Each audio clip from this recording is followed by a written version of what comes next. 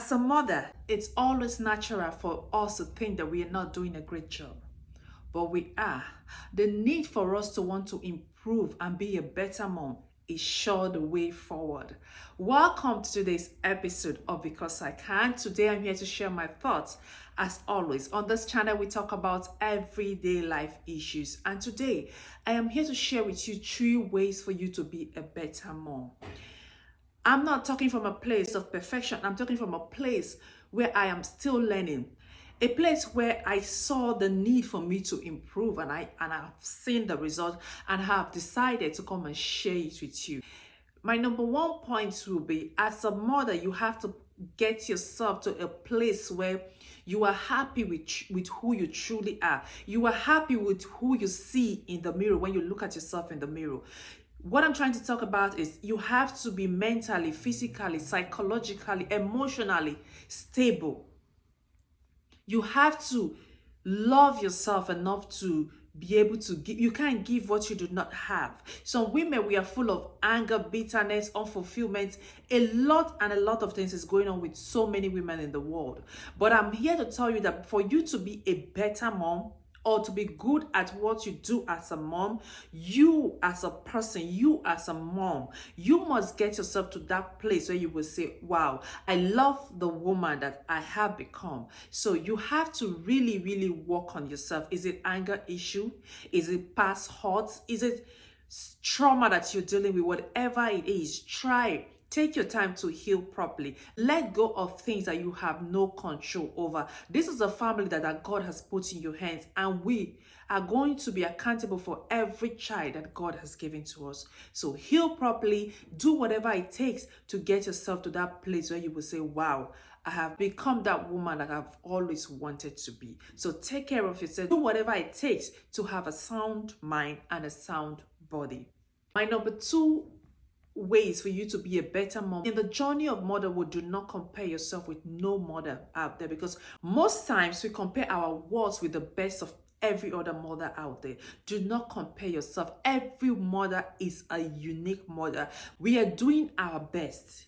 Your best might not be good enough, but the good news is that you are willing to learn. You are willing to improve on who you are. Do not compare. It's okay for you to learn, to learn 1 or 2 good things out there, but never compare who you are to any woman out there. You are unique in your own ways. We all have different kids. The way that person is treating his or her kids is different from the way you're going to treat your own kids. The way that person is treating the kids is the best way that person knows how. You as a person also do what you know how to do, but always be open to learning and new things. The top thing I'm going to talk about to being a better mom, you can be a mom without yelling.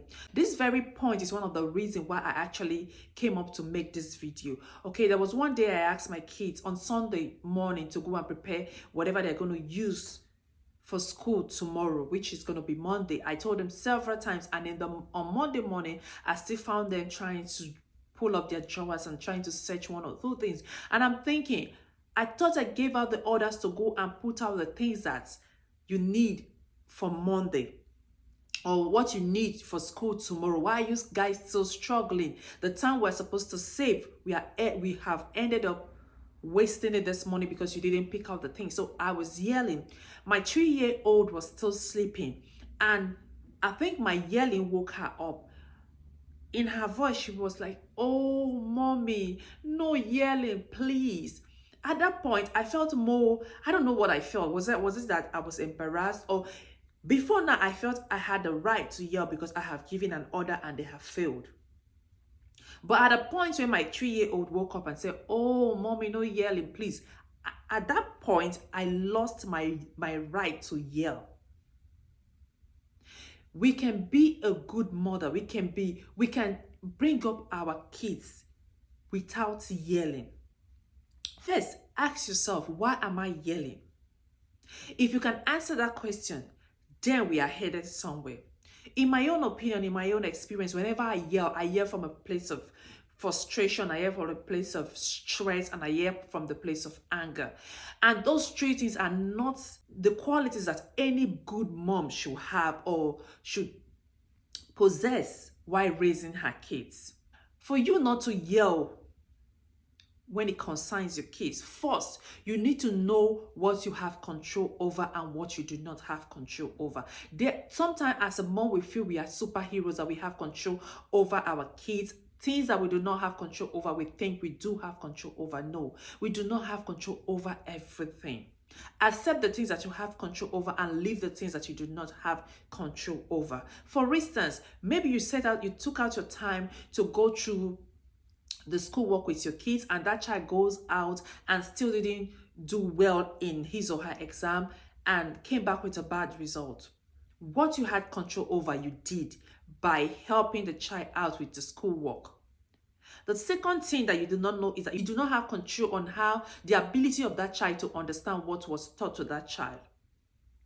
There's one thing for you to teach a child, and there's one thing for the child to be able to assimilate and understand and comprehend what you're teaching the person, and being able to translate it in writing or whatever form that examination was being conducted. So you do not have control over that part. That child comes back with a bad result and you were yelling and yelling and yelling. Yelling does not solve any problem. It's just going to compound the problem and make the child more confused. I know it's one of the hardest things for you to do as a mom. You feel that there's no way that you're going to raise your child without yelling. Trust me, there is a way that you can actually raise your child without yelling. And the first thing will be, why am I yelling? The second thing will be, let me know the difference between what I can control and what I cannot control. And for any reason, whenever you are addressing your child, you should have a calm voice, you should have a calm face, and you should have a calm body language, because these kids can really read us if we truly are concerned about them. So at the time, save your energy. Do not yell at that child. Save that energy and call the child and say, what's the problem? How can I improve? How can I help you get through? At that time, the child might be able to tell you exactly what his or her problem is. Trust me, we can actually raise our kids without yelling. It's going to even save us the heartache. It's going to save us the stress. If that morning that my kids were looking for what to wear, if I have gone there to calmly help them search out the things and say, okay, I'm going to speak to them after school,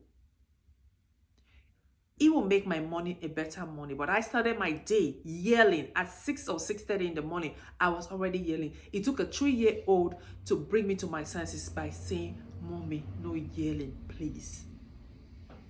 There's absolutely no need for us to yell.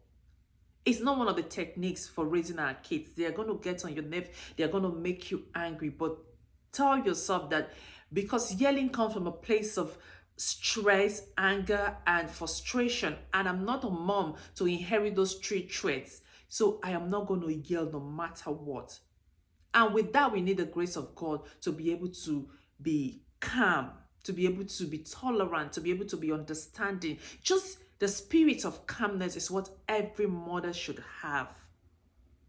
If you have that as a mother, the spirit of calmness, trust me, you have won as a mother. Another reason why we cannot even yell or adopt the method of yelling on our kids, because you feel it's one of the ways to put the kids right, is that those children will not be kids forever. They move from infant to toddlers. And once you have a teen, you will know that yelling is not the best way to get through to teen. Teenagers, being a teen is time for self-awareness. It's time for them to think that I can do it myself. It's my life. I can do it kind of attitude they always want to show you. They don't want to take correction. So if you want to approach a teen, yelling will not get you anywhere. And you don't want your kids to be comfortable with the thought that mommy always yells. When she's tired of yelling, she's going to keep quiet. And we don't want our kids. One of the most painful aspects of being a mom or being a parent is having your kids talk back at you. So if you do not want to have that situation, do not yell. There are better ways to address this issue. Call them calmly. And always give your kids choice. If you do this, this is going to be the repercussion. Do you want this or that? Always give them that choice. It's a two-way thing. It's either this or that. If you adopt that method, trust me, you are going to be yelling free. If there's anything like that, you're going to be yelling free. You're going to be stress-free as a mother. And lastly, let's not forget that our major responsibility is to love our kids, irrespective of what they bring to our table. So if you know that my primary responsibility towards my kid is to love my kid, we will trade with caution. We will correct with love. When you correct with love, yelling is not part of it. Yelling is not part of it. Whatever you do as a mother, try to eliminate yelling from your motherhood. What do I say? Ask yourself, why am I yelling? Try to know the things that you can control and the things that you cannot control. Always give them a choice. And always know that our primary responsibilities is to love these kids irrespective of what they bring to our table. Thank you guys so much for watching. Please like, subscribe, and I'll see you in my next episode.